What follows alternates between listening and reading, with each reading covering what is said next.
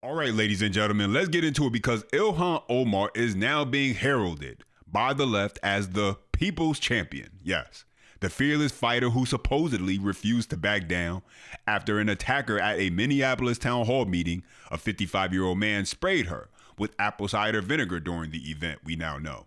But almost immediately, many viewers began questioning the authenticity of the incident for a number of reasons, and they weren't alone. Even the president vocalized his own suspicions. And now Omar appears to be melting down, not because of the incident itself, but because not everyone is willing to go along with what looks more like performance than an attack. As always, smash that thumbs up button. That's how you let me know that you like the video. Subscribe to stay locked in with more content and share the video. That way more people see what's really going on. Let's get into it. Talk about being a scrapper. Okay. You would fight. Yeah. I'm talking about full fisticuffs. Yeah. What's your record? I'm talking knockouts, TKOs. Undefeated, I would say. Undefeated? Yeah. How many total fights have you been in? I would say like dozens. I was a very like tiny kid. Yes. And people would try me. Okay. But I hated bullies.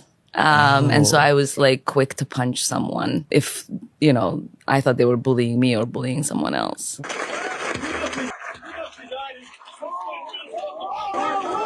I'm definitely going to survive intimidation and whatever these people think they can throw at me because I'm built that way. And so, like with most of the reporting that we got going on nowadays in the legacy media, you can see the hypocrisy from a mile away, the biased reporting. And now they want to make absolutely sure you view Ilhan Omar as the victim. Suddenly it's Trump's fault. That's the narrative. But the contrast is impossible to ignore. Look at how the media, for example, responded when Trump faced assassination attempts. No sympathy, no victim framing, two standards, same media, and the difference couldn't be more obvious. Today's apparent assassination attempt comes amid increasingly fierce rhetoric on the campaign trail itself. Mr. Trump, his running mate J.D. Vance continue to make baseless claims about Haitian immigrants in Ohio. So the laughable Donald Trump took a, bullet for democracy versus a president who wants to put the country first. Ilhan Omar in particular has been the center, and you heard it there from the president, the center of a lot of awful attacks. He called her garbage. Donald Trump is actually responsible for the vitriol. So is there going to be any acknowledgement of that? Should there be? It's not about the politics of the individual. I mean, look at these people. The thing that they have in common is their complete lack of mental stability. Why is that not the conversation? Why are we in this place of who's to blame? Is it the Democrats or the Republicans? The Republicans aren't trying to assassinate the Democrats. And a lot of talk of they. And when it's not a they, it's just a person. It's an individual. And so you heard that a very different tone. And I hope that there is a full and thorough investigation, ladies and gentlemen, into all of the facts, so that way we can actually get to the bottom of this. But after the alleged attack, the president was asked to weigh in, and safe to say that he wasn't certain on the authenticity of the event. And MSDNC completely loses it. Take a listen. That's absolutely right, Honor. There's so much going on, including this scary incident that occurred last night while Representative Ilhan Omar was holding a town hall event here in Minneapolis. This is what we know, that during that town hall event, a man seated near towards the front row charged towards Omar, attacked her with a syringe and sprayed liquid through that syringe on her. Now, we don't know what was in that liquid. We do know that it had a pungent smell. It was said to have smelled like vinegar. In the moments after, a security guard tackled that man to the ground. Members of Omar's staff tried to convince her to go receive medical attention, but she refused. She wanted to soldier on. She said that she didn't want to let the bullies win. She said, quote, "Please don't let them have this show." Now, the Minneapolis Police Department did arrest that man and identified him as a 55-year-old Anthony Kazmarziak. But of course, the police are still working to figure out what was in that syringe. Now, after this incident, President Trump did an interview with ABC News where he was asked about it, and this is what he said about Ilhan Omar. "No, I don't think about her. I think she's a fraud. I really don't think about that. She probably had sprayed herself knowing her. So President Trump showing no empathy towards one of his favorite punching bags, Ilhan Omar. And this sort of rhetoric comes after the President Trump had previously claimed that he wanted to turn down the temperature here in Minneapolis. I want you to hear what President Trump had to say. We're going to de-escalate a little bit, but I will tell you, you look at the numbers, they're doing better than they've done in many years because we took thousands of criminals out of Minnesota. And of course, that claim that he's trying to de-escalate very much at odds with all of the other rhetoric from the president, including attacking the mayor of Minneapolis, Jacob Frey, this morning, saying that Frey was, quote, playing with fire for refusing to enforce federal immigration laws. In response, Mayor Frey responded to President Trump, writing on X, quote, "The job of our police is to keep people safe, not to enforce federal immigration laws." Anna? Ankush, the suspect in this attack against Congresswoman Omar has now been booked into county jail, charged with third-degree assault. What would typically happen next in this kind of incident? Well, look, I mean, if this were, a normal sort of situation where the local folks could put some trust in the federal officials, they would probably want to bring in the federal government because this is an attack on a member of Congress, and it's very disturbing. And it's occurring in a broader environment where there have been increasing threats to public officials, many of which have been sort of egged on by the president. I mean, the most appalling thing about this series, well, not the most appalling thing, but an appalling thing about these events is, Trump's lack of concern. And this is a theme that has sort of run throughout the recent weeks in Minnesota and Minneapolis. At every step of the way, when the administration should be de-escalating, they escalate and they double down. And so, the Minnesota authorities are doing what they should do to try to bring some order to the situation. But ultimately, the chaos here is being driven by the federal government and the lack of care and control over the deployment of federal officials in the state. Pretty much what you expected to hear from MSDNC, right? They have the belief that the only ones responsible for everything happening is because of the Trump administration, which completely ignores the role Democrats have played in stoking the flames of chaos. They continue to use dangerous rhetoric, language that puts battery in the backs of the people who are already looking for an excuse to cause mayhem. And so, no, I don't think you get to pin it all on the Trump administration while pretending left-wing extremists, pay agitators, and Democrat politicians aren't responsible for the political atmosphere that has been created. But that's where we are right now, right? Complete absence of accountability because they simply don't want to accept any. And so let's get into this next part where Ilhan Omar is now claiming that the President Trump, is intimidating her and saying he's responsible for the apple cider vinegar attack. Let's take a listen.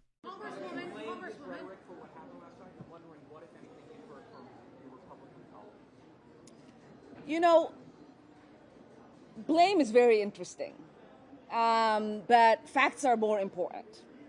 And what the facts have shown since I've gotten into elected office is that every time the President of the United States has chosen to use hateful rhetoric to talk about me and the community that I represent, my death threats skyrocket.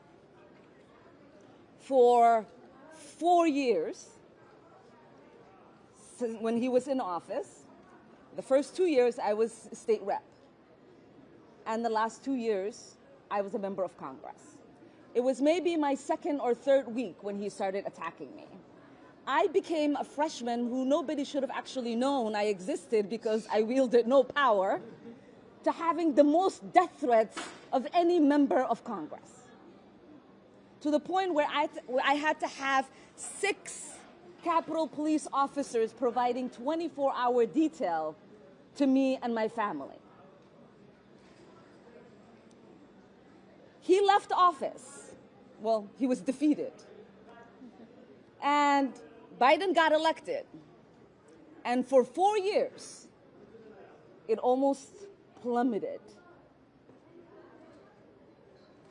Then he came back into office, and he reassumed his vitriol.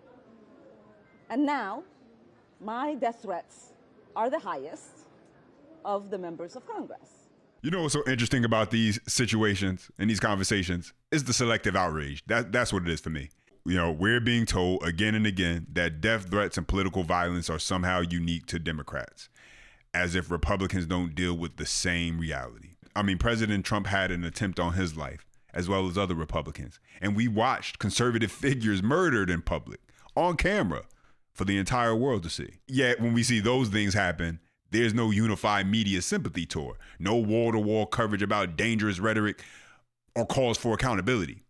But now, suddenly, the expectation is to drop everything and rally because Ilhan Omar is being framed and she's the victim in the narrative. And that's the problem I have, because you don't get to weaponize victimhood while ignoring the consequences of your own rhetoric. And it's been a whole lot of rhetoric from Ilhan Omar, Tim Walz, Minnesota Democrats, the Democrat Party in general. I mean, federal agents, especially ICE, are receiving death threats right now. And while Democrats will always bring up that they're wearing masks, they'll never actually talk about why they are wearing the mask, which is because they're being doxxed, their families are being threatened, a bunch of things that no law enforcement officer should really have to deal with for doing his job. And a fair question needs to be asked. How many of those threats are fueled by all of the language that we're hearing from the left? Racist, Nazi, Gestapo, secret police, masked men kidnapping people. Because words do matter. And when elected officials repeatedly dehumanize law enforcement like we've seen, then you can't be shocked when someone takes the rhetoric seriously. But this is the pattern for Democrats. Violence is only unacceptable when it's directed at them. When it's aimed at conservatives, Republicans, it's minimized, rationalized, or altogether just ignored. And that's why you never see accountability show up, because acknowledging it will require admitting their rhetoric has consequences. And last night, the man that attacked me was specifically upset that Trump's order to deport Somalis was not yielding enough deportations of Somalis. So he wanted to come get the person he thought was protecting the Somalis. Well, we are protected by the Constitution. That's right. Sorry to tell you the truth. We are protected by the Constitution.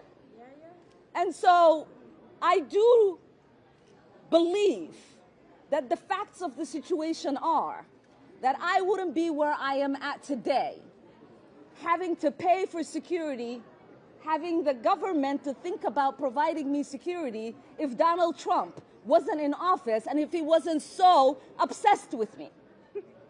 It is ironic that just last night he was on stage moments before I was attacked, talking about me. And then when asked about my attack, he said, I don't think about her. Does he not remember? Is he suffering from dementia?